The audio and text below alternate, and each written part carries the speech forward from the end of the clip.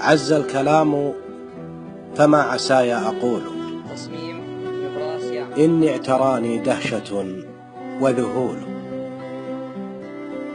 ما زال أعرابينا في جهله مذ كان في حرم الرسول يبول.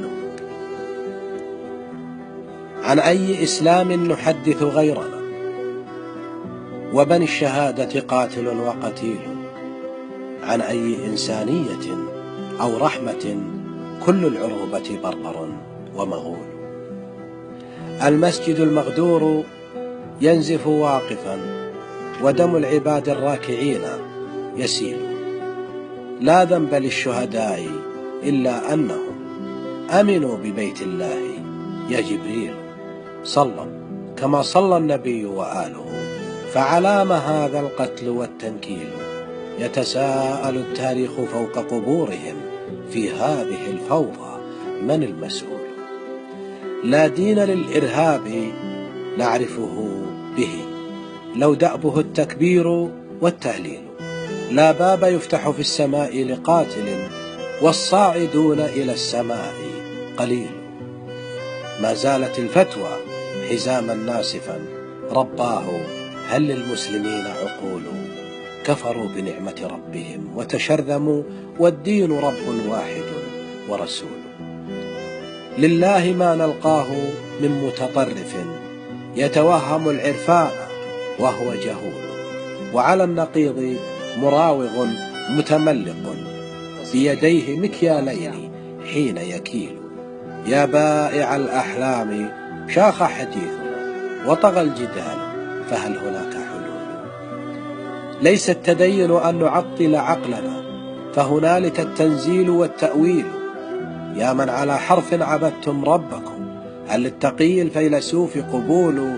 لولا التفكر ليس ثم عبادة، إن لم يكن زيت فلا قنديل.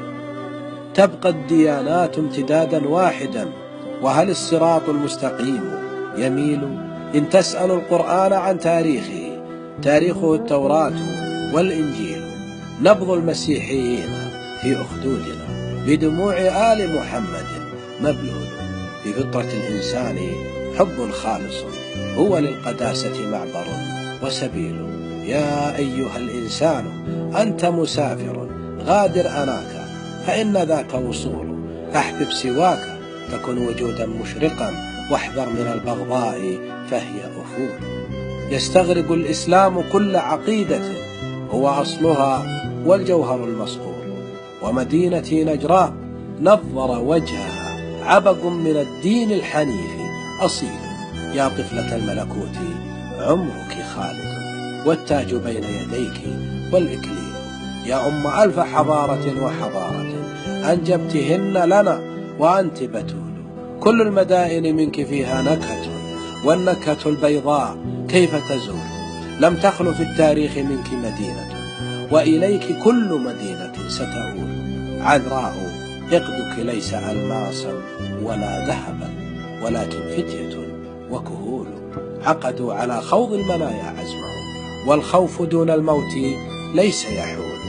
لا يهرب الإنسان من أقداره، فلما الجبان يموت وهو ذليل. للذل إطراق ووجه شاحب، لكن وجه الكبرياء جميل.